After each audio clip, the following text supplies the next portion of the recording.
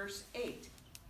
And it says, and I'm doing the New King James, and you, O tower of the flock. The Hebrew, it's Migdal Eder, the stronghold of the daughter of Zion. To you it shall come. Even the former dominion shall come, the kingdom of the daughter of Jerusalem. So we've kind of figured out who these shepherds are.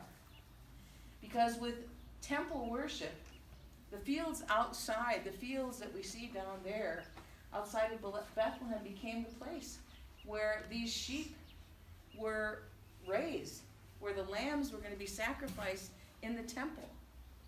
Now, I always had this vision that Mary and Joseph were sent to this nasty, dirty stable full of animals and all those other things animals leave.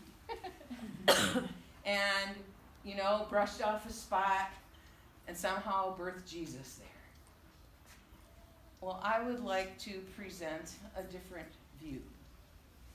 These shepherds were under the authority of the rabbis. Therefore, they would have to maintain a ceremonial clean place to birth these lambs. So the tower of the flock was used for birthing the baby lambs. And the surrounding fields where the shepherds were outside almost 24/7. Except when it was time to birth the lambs, they would bring them into the tower of the flock to have an appropriate, ceremonially clean place for the babies to be born. Are you getting the picture? Yeah. This was probably the place that Joseph took Mary. It was probably because of the prophecies in this special stable, stall, cave, whatever it was, called Migdal Eder, that Jesus was probably born. Think of it.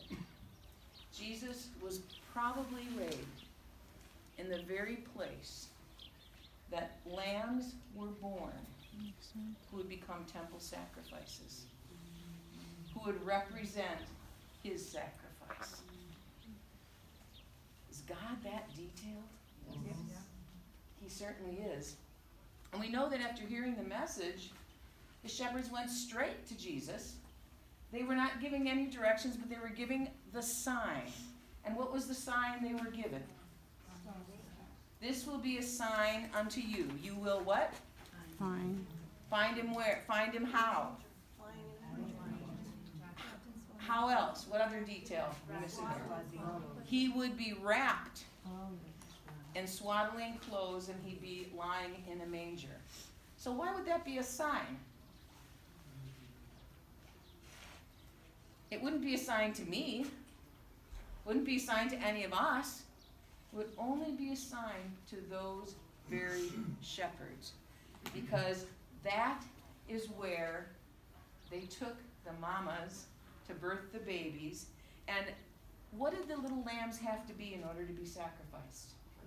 Perfect. So they had to be spotless, perfect lambs. And so they would examine the lambs as they were born. And if they were indeed found to be without spot, and they were not damaged, and they were not injured, and they were not in any way deformed, oftentimes they would try to keep them that way by wrapping them in swaddling clothes.